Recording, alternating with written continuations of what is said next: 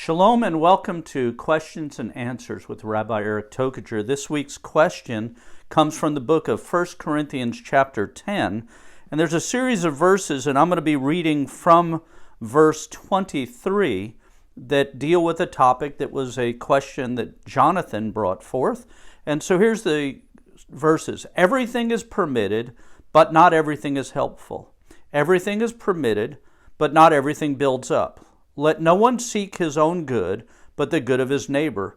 Eat whatever is sold in the meat market without raising questions for conscience or of conscience.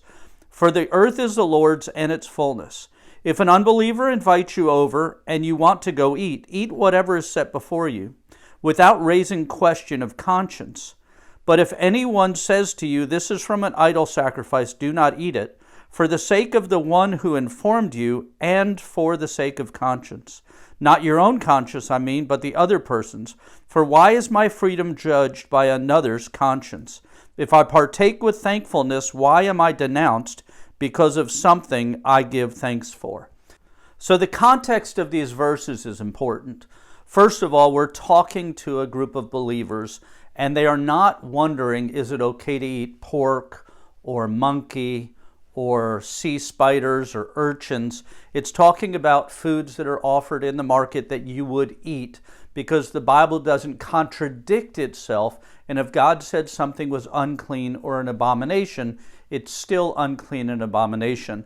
The context is dealing with idolatry, and we know that because the verse 14 says, therefore, my dearly loved ones, flee from idolatry. And so the context of this verse is talking about idolatry, and it's talking about foods or meats that were offered to idols that were then for sale in the marketplace. And Paul is telling them, if you're going to somebody's house and they serve you food, don't question, which market did you buy this from? Did you get this from this? In modern day reality, there are a dozen or more different kosher symbols or hectares that are on food. There's the OU, there's a triangle K, there's the Kaf that says kosher. There's all these different symbols. And so if somebody serves you food that you know is an acceptable food, in other words, if they're serving you beef, don't ask them, what symbol was on this? What hectare was on this? Which Orthodox group was the one that butchered this? In the same way, Paul was telling them that if it's served to you, eat it with thanksgiving and be blessed, unless they tell you specifically this food was offered to idols. Then you have to refrain from it because you don't want to hurt your witness or have them think you're violating the words of God. Remember in Acts 15, when they discussed what Gentile believers would be required, one of those things was food offered to idols should not be eaten. So we're dealing with that conflict that's going on between how do we enter into this fellowship with Gentile believers and what do we do, and how do we observe without being offensive while at the same time being teaching, loving, and guiding people to a deeper, more biblical walk.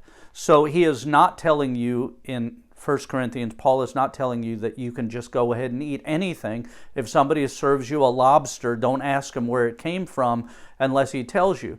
This is strictly talking about people that are already trying to observe the commandments and dealing with, if somebody gets something at the marketplace and they serve it to you, don't be rude, don't be a stumbling block to them.